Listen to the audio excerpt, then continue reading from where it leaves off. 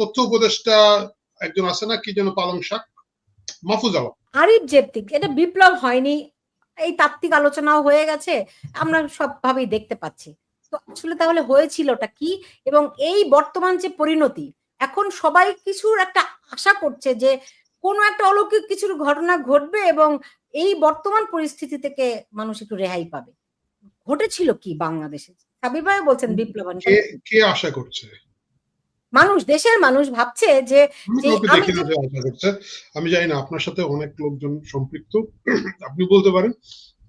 মানে আপনি একটা আমড়া গাছ লাগিয়েছেন, পানি দিয়েছেন, আমড়ার সিজনে আমড়া খাবেন। আপনি হঠাৎ করে গাছ বড় হওয়ার পরে আশা করছেন বৈশাখে ওইখানে আম খাবেন, সেটা কৃষকের বেকুবি হইতে পারে, কিন্তু আপনি গাছকে দোষ দিতে পারেন না। তো কেউ কিছু আশা করছে না আসলে।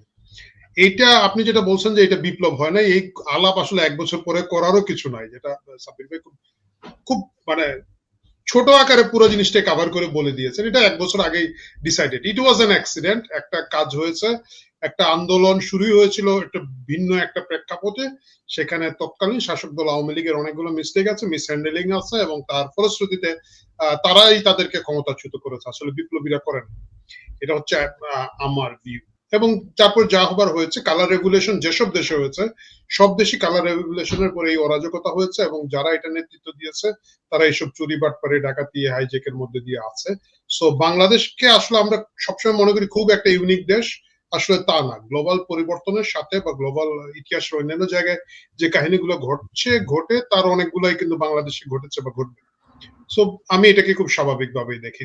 মূল যে জিনিসটা হচ্ছে, আমি যেভাবে দেখি, এটার মূল কারণ হচ্ছে দুটো। এদেরকে দুর্নীতির মধ্যে সম্পৃক্ত করার পিছনে আমাদের সেনাবাহিনী প্রধান ওয়াকারের একটা পরোক্ষ স্নেহাশিস আছে। আমরা জানি যে আইপি কি যেন ওনাদের প্রেস উইং অলরেডি বলেছে যে উনি সন্তান তুল্য কোট আনকোট স্নেহ করেন এদেরকে, এবং এটাই মূল কারণ। আদারওয়াইজ এইসব ছাপড়ি পোলাপান গুলশানে গিয়ে একজন ব্যবসায়ীর বাসার ভিতরে ঢুকে ডাকাতি করবে, আরেকজনের বাসায় গিয়ে বলবে 10 লাখ টাকা দে, 20 লাখ টাকা দে, নাহলে তোরে পুলিশ দিয়ে ধরে ফেলবো। আমরা দেখলাম যে এর আগে একজন প্রথিত যশা গার্মেন্টস ব্যবসায়ী মারা গেছেন, ওনার 2 মেয়ে থাকেন, যার সাথে ডিভোর্স হয়েছিল এসটিএমের হাজবেন্ডের 1990 সালে, সেখানে গিয়ে ও ডাকাতি করেছে। এই যে ঘটনাগুলো ঘটে, এর পিছনে কারণ হচ্ছে সেনা।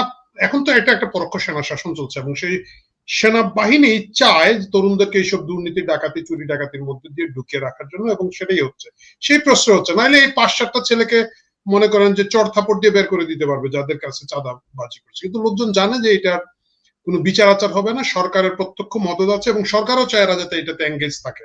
সরকার এরা যদি এদিকে এঙ্গেজ থাকে, তখন ডক্টর ইউনূসের যে গ্রামীণ বিশ্ববিদ্যালয় দেখলাম এখন ছাত্র ভর্তি শুরু করে দিচ্ছে, ওই জিনিসগুলো করতে ওনারও সুবিধা হয়।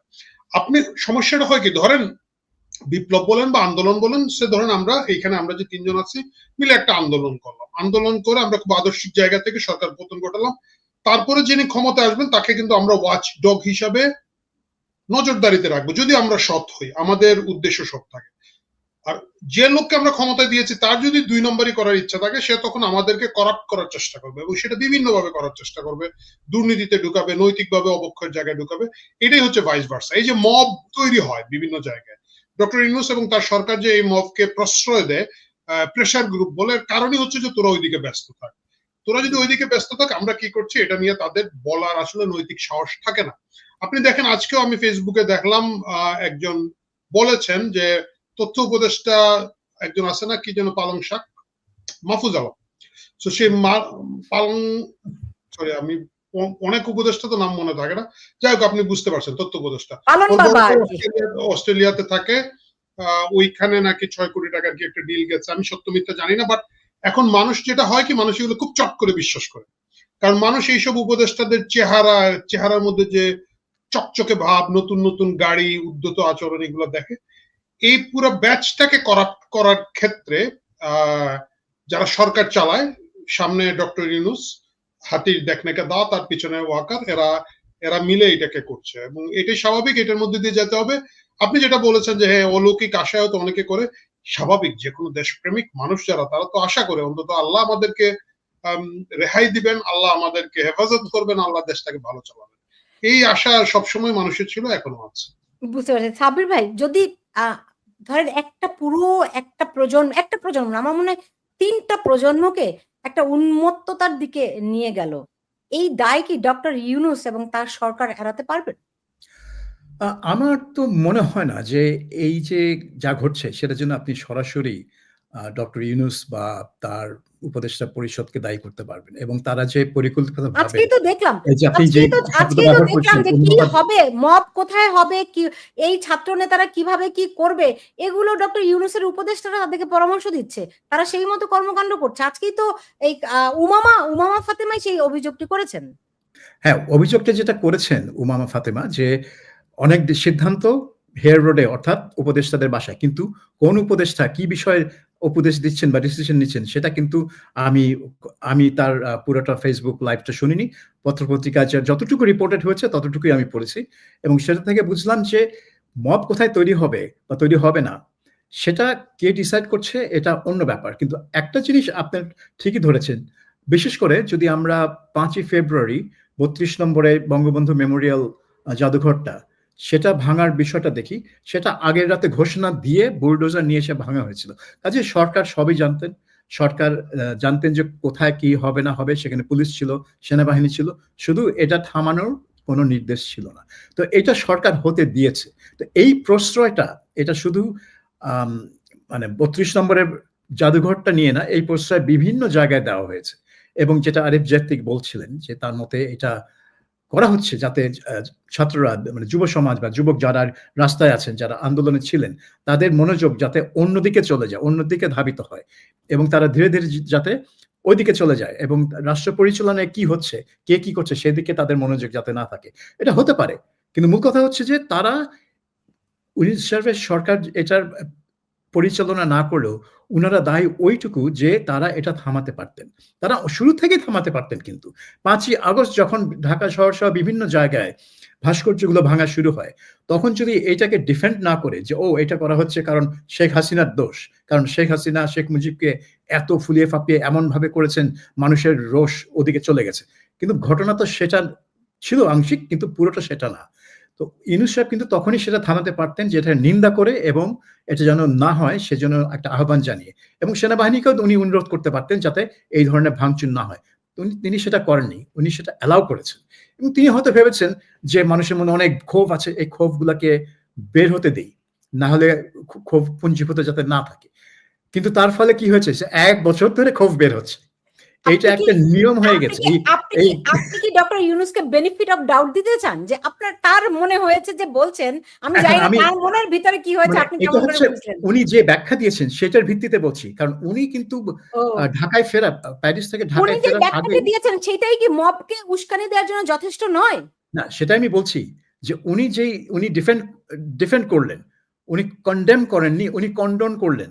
কোন দিন করলেন? যেদিন 5ই আগস্ট যখন আমার মনে হয় ইন্ডিয়া টুডে তার একটা সাক্ষাৎকার নেয়, উনি তখন প্যারিসে, তখন কিন্তু একটা সুযোগ ছিল যেটাকে কন্ডেম করে বলা যে এইটা যেন না হয়, একটা আহ্বান তিনি জানাতে পারতেন, কারণ তিনি হচ্ছেন নোবেল বিজয়ী, শান্তিতে নোবেল পুরস্কার প্রাপ্ত। সবাই ভাবছেন যে তিনি এসে জাতিকে ঐক্যবদ্ধ করবেন। তো ঐক্যবদ্ধ করার একটা অপরিহার্য অংশ হচ্ছে শান্তি বজায় রাখা। তো সেই আহ্বানটা তিনি জানালেন না, তিনি বরঞ্চ এই ভাঙচুরটাকে একভাবে কন্ডোন করলেন। তো সেদিক থেকে আপনি বলতে পারেন যে হ্যাঁ, এইটা যে তখন তারপর থেকে চলতে থাকলো এবং সরকার থামলো না, মানে সরকার সেভাবে হস্তক্ষেপ করলো না, সেটার জন্য এই পরিস্থিতি অনেকটা দায়ী। সেটার জন্য আপনি সরকারকে অবশ্যই দায়ী করতে পারেন। আচ্ছা, মানে পরিস্থিতি এখানে হলো এই জন্য সরকারকে দায়ী করতে পারেন, কিন্তু 3টা প্রজন্ম যে একদম বাংলাদেশে কোথাও কোনো লেখাপড়া নাই, কেউ কোনো পড়ালেখা করতে যাচ্ছে না, 3টা প্রজন্ম, একটি প্রজন্ম নয়, তাদের দায়িত্ব তাহলে কে নেবে? এটা তো এই জন্যই তো বাংলাদেশে অনেকে বলছে যে এই দ্রুত নির্বাচন দরকার, বিকজ এই সরকার আর সামলাতে পারছে না, এই সরকার পথ হারিয়ে ফেলেছে, সরকার টোটালি মানে লক্ষ্যভ্রষ্ট হয়ে গেছে। যদি তাদের কোনো লক্ষ্য থেকে থাকে, লক্ষ্যটা কি সেটা তো আমরা জানি না, কিন্তু এটা যদি সঠিকভাবে দেশ পরিচালনা যদি তাদের একটা লক্ষ্য হয়ে থাকে, সেখান থেকে তারা লক্ষ্যভ্রষ্ট হয়ে গেছে। কাজেই একটা নির্বাচন দ্রুত দেওয়া দরকার, যাতে নির্বাচিত সরকার এসে দেশের হাল ধরতে পারেন। এইটা ছাড়া আপনি বলছেন যে ডক্টর ইউনূস হয়তো মনে করছেন যে তাদের ক্ষোভ প্রশমিত হয়েছে এর মধ্য দিয়ে, হয়তো আপনি বলছেন, রাইট? কিন্তু যখন আমরা দেখি সরাসরি পুলিশকে বলছে তোমরা দেখেও দেখবা না, যখন নীরবে একদম চোখের সামনে থেকে সেনাবাহিনী মাথা নিচু করে চলে যায়, তখনও ডক্টর ইউনূস কিছু করেন না। যখন সেনাপ্রধানকে হুমকি দেওয়া হয় তখনও ডক্টর ইউনূস কিছু বলেন না। তারপরে আপনি কেন তাকে বেনিফিট অফ ডাউট দিতে যাচ্ছেন যে তার এটার পেছনে প্রত্যক্ষ মদদ নেই? না, প্রত্যক্ষ মদতটা কিন্তু আবার সাংঘাতিক একটা চার্জ, অ্যাকিউজেশন। সাংঘাতিক চার্জই তো, তাকে তো মানুষ সাংঘাতিক চার্জই করছে, আপনি কেন রেহাই দিতে যাচ্ছেন? আমি সেই প্রশ্নটা জানতে চাচ্ছি। এই চূড়ান্ত পর্যায়ে মানে সেই এক্সট্রিমে যেতে চাচ্ছি না যে উনি প্রত্যক্ষভাবে মদত দিচ্ছেন। উনার অ্যাকশন অথবা উনার ইনঅ্যাকশন, তার যে নির্লিপ্ততা, সেটা পরোক্ষভাবে এই মব কালচারটাকে বা মবোক্রেসিটাকে বিকশিত করেছে বাংলাদেশে, এবং সেটার জন্য তিনি দায়ী, কিন্তু তিনি পরোক্ষভাবে এটা করেছেন, প্রত্যক্ষভাবে করেছেন বলে আমি বলছি না। জি জি, আরিফ জব্তিক, আপনার কাছে কি মনে হয় প্রত্যক্ষ নাকি পরোক্ষ ভূমিকা ডক্টর মোহাম্মদ ইউনূসের? ডক্টর ইউনূস একটা হচ্ছে প্রচন্ড ধুরন্ধর টাইপের লোক, ঠিক আছে? সে কোনোদিন কোনো কিছু প্রত্যক্ষ বলবে না, এবারও তাই বলছে না, কিন্তু উনি সব সিগন্যাল দিচ্ছে। উনি প্রথমেই সবাইকে ডেকে বলছে, এবং এটার ভিডিও ক্লিপ আছে, তোমরা বলছো সরকারের ভিতরে ফেসিস্ট আছে, আমি বলছি তোমাদের গ্রামেও তো ফেসিস্ট আছে, তোমরা তাদেরকে ডিল করো। এর বাইরে উনি কিভাবে বলবে? উনি তো আর লাঠি দেখিয়ে সচিত্র ভিডিও করে দেখাবে না যে এইভাবে লাঠি দিয়ে মাথায় বাড়ি। সো এটা জানেন। ৩৫ নম্বর ভাঙছে, 3 দিন ধরে মাইক্রোফোন হচ্ছে, সরকারের বুলডোজার পাঠানো হচ্ছে, সরকার ওয়াকারের সেনাবাহিনী ওইখানে মার্চ পাস করে তামাশা করতেছে, সবই তো দেখছি আমরা। একই ঘটনা ধরেন গোপালগঞ্জে হচ্ছে। কি গোপালগঞ্জে আমি মানলাম যে একটা রাজনৈতিক সংঘর্ষ হচ্ছে, সব বাদ দিলাম, ভাবলাম যে এনসিপির লোকজন খুবই নির্দোষ, তাদের উপরে হামলা হয়েছে, সেনাবাহিনী সেখানে গিয়ে উদ্ধার করেছে, গুড। তো উদ্ধার করে তো ট্যাঙ্কে ভরে তো এদেরকে পাঠিয়ে দিয়েছ। তারপরে 5 দিন ওইখানে কারফিউ রেখে ঘরে ঘরে গিয়ে লোকজনকে ধরে ধরে মারা হচ্ছে। এখন পর্যন্ত আমি যতটুকু শুনেছি প্রচুর লোকজনকে অ্যারেস্ট হয়েছে, গ্রেফতার হয়েছে, না পালিয়ে গেছে, এগুলোই ট্র্যাক করা যাচ্ছে না। তো এই সবই হবে, কিন্তু আপনি যখন জিজ্ঞেস করবেন বলবো এটা মানুষের ক্ষোভ। কোথাও কোনো মানুষের ক্ষোভের কাহিনী নাই, এই ক্ষোভটাকে ওইভাবে ডিরেল করা হয়। যখন আপনি উস্কানি দিবেন, আমি যখন দেখবো যে আরো 3 জন লোক 3 জায়গায় গিয়ে ডাকাতি করে জিতে গেছে, এনজয় করবে, তখন আমি গিয়ে আমার পাশের বাড়ির একজনকে বলবো তুইও আওয়ামী লীগের দোসর, আমাকে সোনা দানা দে নাহলে চাঁদা দে, কারণ এটা সরকারি ভাবে প্রটেক্ট। যদি না দেস আমি পুলিশে ফোন দিব, তারপরে পুলিশে ফোন দিয়ে পুলিশ এসে ধরে নিয়ে যায়, মামলা নাই কিছু নাই, লোকজনের ধরে নিয়ে যাচ্ছে। এখন যে কোনো একটা ভদ্রলোকের বাসায় যদি যায়, সে ভাই ওই গেঞ্জাম নিবে না। আমি এখন হঠাৎ করে সাব্বির ভাইয়ের বাসায় গিয়ে বললাম যে সাবির মুস্তাফা আপনি তো দোষক, আপনি আমার এখন টাকা দেন, আর না হলে তো আপনাকে পুলিশে দিব। কারণ উনি যে আমাকে চ্যালেঞ্জ করবে, প্রবলেমটা কি, উনি জানে যে উনি বিচার পাবে না, বিচার পাইলে কিন্তু উনি চ্যালেঞ্জ করবে যে ঠিক আছে আর তুমি আমার পুলিশে দিয়ে দাও, আইল গো টু দ্য কোর্ট, আইল চ্যালেঞ্জ, কিভাবে প্রমাণ করবা। উনি জানে ভাই বিচার পাবো না, জামিন পাবো না, কোর্টে যাওয়ার পর আমাকে টিম মারবে, লাথি মারবে, ঘুষি মারবে, ওই ঝামেলা বাদ দে বাবা, তুই ওনার কাছে হয়তো টাকা কম, উনি হয়তো বলবে যে ভাই 500-1000 যা পারস নিয়ে যা, আমার মাফ কর। এই চলছে, এবং এটা কিন্তু একেবারে রেইন অফ টেরর যেটা ফ্রেঞ্চ রেগুলেশনের পরে হচ্ছিল, এইটারই একটা সফট ভার্সন এখানে করা হচ্ছে, পরিকল্পিতভাবে করা হচ্ছে।